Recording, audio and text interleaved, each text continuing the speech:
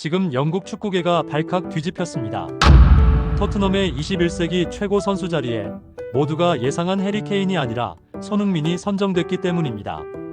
세계 최강 프리미어리그에서 수많은 전설적 선수들이 활약했음에도 왜 하필 손흥민이 그 모두를 제치고 정상에 올랐을까요? 우승이 없던 선수였던 그는 어떻게 케인, 베일, 모드리치까지 넘어섰을까요? 무엇이 그의 역사를 바꾼 결정적 순간이었을까요? 지금부터 손흥민이 어떻게 무관의 굴레를 깨고 토트넘의 21세기 최고 선수가 되었는지 그 숨겨진 비밀을 낱낱이 공개합니다. 손흥민의 일상은 화려해 보였지만 그 중심에는 깊은 결핍이 있었다. 매 시즌 리그 최고 수준의 퍼포먼스를 보여주었음에도 그는 단 하나의 우승 트로피도 갖지 못했다. 토트넘의 간판 스타로 프리미어리그를 대표하는 공격수로 평가받았지만 무관의 에이스라는 꼬리표는 언제나 그의 뒤를 따라다녔다. 케인과 함께 리그를 폭격하던 시절에도 팀은 번번이 문턱에서 좌절했고 손흥민은 묵묵히 자신의 역할을 수행하면서도 늘 마음 한편에 부족함을 안고 있었다. 팬들은 그의 헌신을 사랑했지만 스스로는 아직 완성되지 않은 여정 속에 있다고 느꼈다. 트로피 없는 영웅. 그것이 손흥민의 일상이자 넘어야 할 숙제였다. 2025년 초 프리미어리그 빅6 클럽 21세기 최고의 선수를 선정하는 대형 콘텐츠 프로젝트가 발표되었다. 토트넘 부문에서 대부분이 케인의 1위를 점쳤고 언론들도 같은 예상으로 분위기를 만들어갔다. 하지만 발표 당일 손흥민의 이름이 1위로 올라왔다. 그 순간은 단순한 순위 발표가 아니라 손흥민에게 던져진 새로운 신호였다. 왜 내가 1위인가? 무엇이 나를 그 자리로 올린 것일까? 라는 질문이 그의 내면을 흔들었다. 우승을 가져오지 못한 선수로 살아온 지난 시간들이 이 순간 다른 의미로 재조명되기 시작했다. 이것은 우연이 아닌 그가 직면해야 할 커다란 변화의 부름이었다. 손흥민은 스스로를 가장 냉정하게 바라보는 선수였다. 그래서 더욱 부담이 컸다.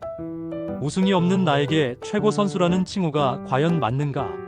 케인이나 베일처럼 팀의 역사를 뒤흔든 선수들도 있는데 나를 1위로 선정한 기준은 무엇일까? 그는 마음속 깊은 곳에서 이 부름을 선뜻 받아들이기 어려웠다.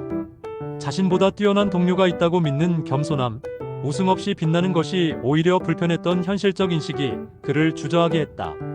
진정한 영광은 우승을 이끈 주장이라는 자리에 있다고 생각했고 자신이 아직 그 단계에 도달하지 않았다고 여겼다. 이 모순된 감정은 그를 잠시 멈춰 세웠다. 하지만 그를 일으킨 것은 주변의 진심이었다. 히샬리송, 메디슨, 솔랑케 등 동료들은 우리는 너를 위해 뛰고 있다고 말했고 이는 손흥민에게 큰 울림이 되었다.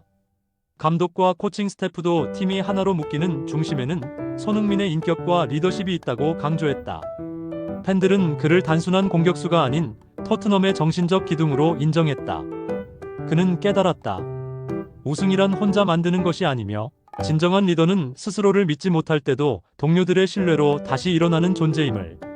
이 만남들은 손흥민에게 결심을 굳히게 하는 뚜렷한 방향성과 비전을 제공했다. 케인의 이적 이후 팀을 떠날 수도 있었던 손흥민은 오히려 토트넘에 남겠다는 결단을 내렸다. 이는 단순한 잔류가 아닌 이제는 내가 이 팀을 우승으로 이끈다는 선언이었다. 그는 주장으로서 팀의 중심을 다지고 전술적 부담까지 떠안았다. 커다란 책임과 압박 속에서도 그는 한 발 앞으로 나아갔다. 무관의 굴레를 끊기 위한 첫 발걸음이었다. 잔류 결정은 그가 심리적 경계를 넘은 순간이자 모험의 문을 여는 출발점이 되었다. 이제 손흥민은 새로운 챕터로 들어섰고 더 이상 뒤를 돌아보지 않았다. 새 시즌 초반 팀은 부상과 슬럼프로 흔들렸고 언론에서는 손흥민의 리더십까지 의심했다. 매 경기마다 의문과 압박이 따라붙었고 EPL 특유의 빠른 경기 일정은 그의 체력까지 시험했다. 그러나 동료들은 점점 더 단단해졌다. 손흥민을 중심으로 메디슨이 전개를 이끌고 히샬리송과 솔랑케가 공격을 책임지며 팀은 하나의 유기체처럼 움직이기 시작했다.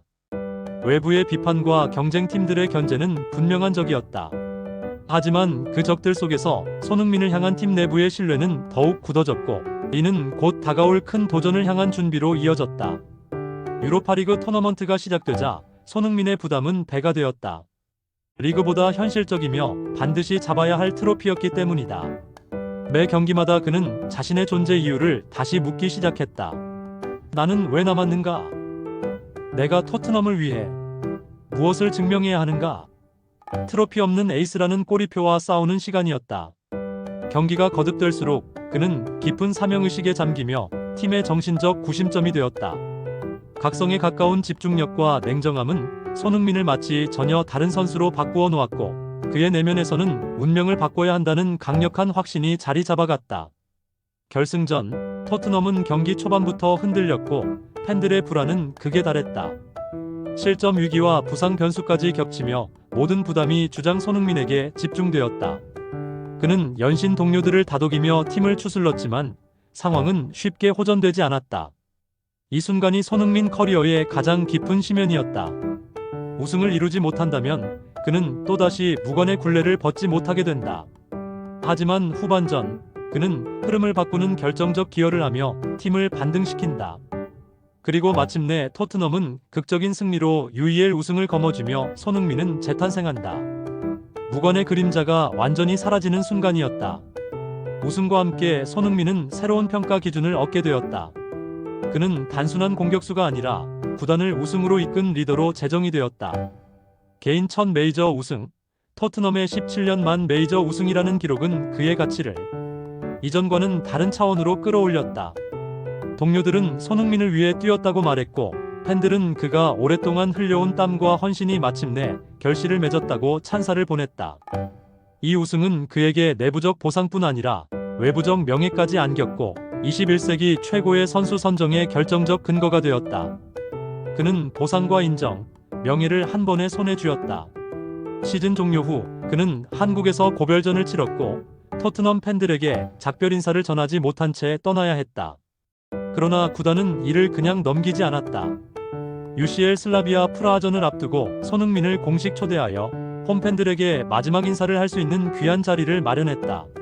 이는 단순한 의식이 아니라 구단과 팬들이 그를 어떻게 기억하고 존중하는지를 보여주는 상징적 행사였다. 손흥민은 익숙한 경기장에 다시 서며 지난 시간의 의미를 되새겼고 우승의 기쁨과 고별의 아쉬움이 담긴 복귀의 길을 걸었다. 경기장 입장과 동시에 수만 명의 환호가 폭발했다.